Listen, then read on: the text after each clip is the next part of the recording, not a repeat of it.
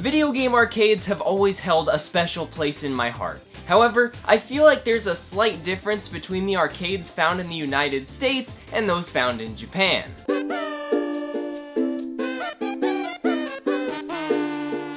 I can't put my finger on it. There's just something different. With the release of colorful, innovative cabinets like Space Invaders and Pac-Man, video game arcades drew massive crowds and spread across the United States in the 1970s and 80s, as they were one of the only ways to play video games outside of bare-bones first-generation home consoles. However, this success was short-lived, and as console games became more complicated and interesting than their arcade counterparts, the arcade market crashed and home consoles became the new staple in America. Why go to the arcade to play DDR when the boys can just come over to my house after school and play Super Mario DDR on the little wired pad that barely works?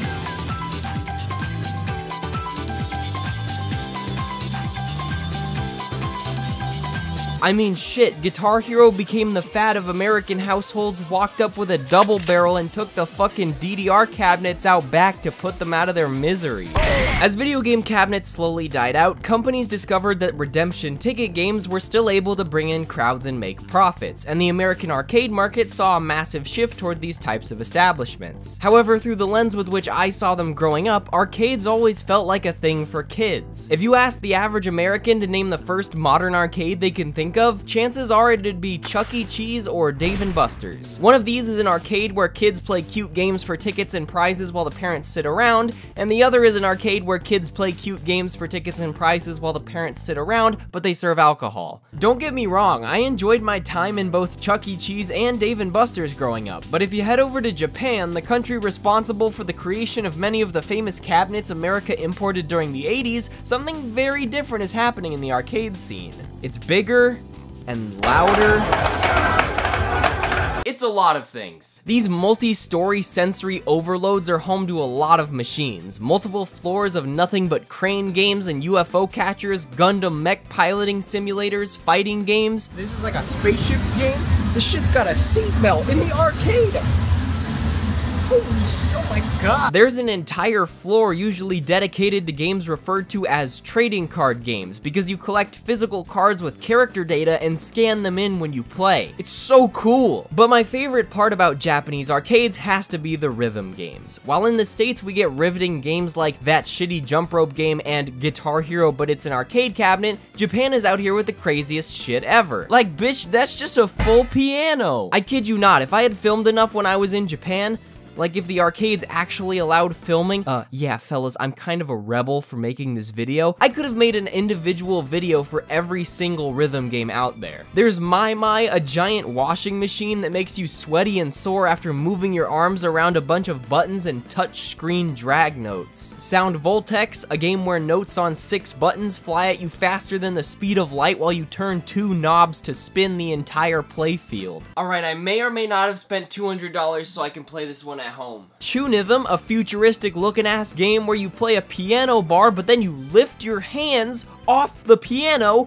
and it has a height sensor and you play air notes. We get the bumblebee ball catcher. And get this, poppin' music still runs on CRTs. I didn't even film anyone because the people who play this game move so fast you can barely catch them on camera. In addition to the games being incredibly fun as is, they're all equipped with a system that allows you to save your progress and unlock data with smart cards. The games have rotating songs, event collabs with pop artists and anime franchises, and even printable cards you can pay money for. Oh fuck, this is gacha and I see why I like it now. And my favorite, the one I'm going to be talking about at length for this video, is Ongeki. It's time to take a look at this masterpiece that had me hooked from the start and kept me playing it more than anything else in the arcades during my trip to Japan.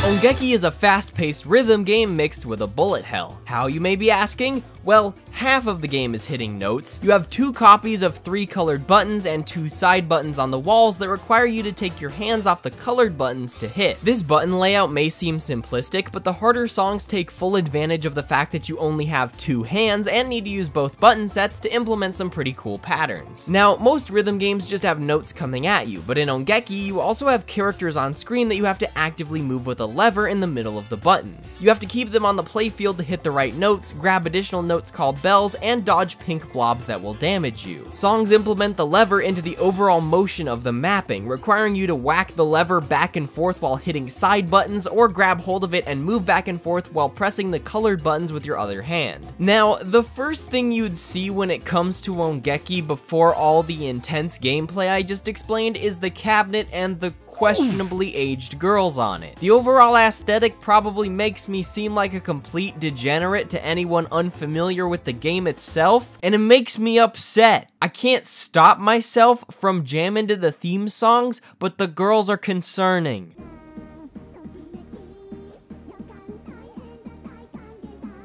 Fuck! You know what? I think I spent at least $60 on the gacha. I'm in too deep at this point.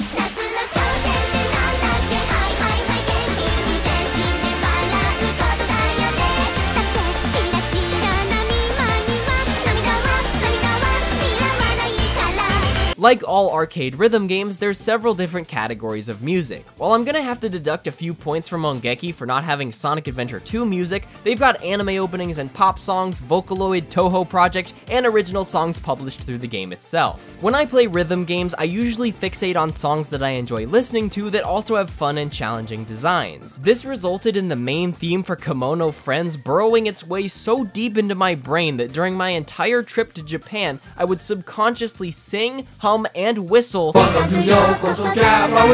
until the friend I was traveling with hit me across the chest to snap me out of it. I have never once watched this show, and animal lolly hybrids are going to keep me far away from it, but goddamn if Welcome to Japari Park isn't a straight banger. Back, ye foul creatures! I only like the music!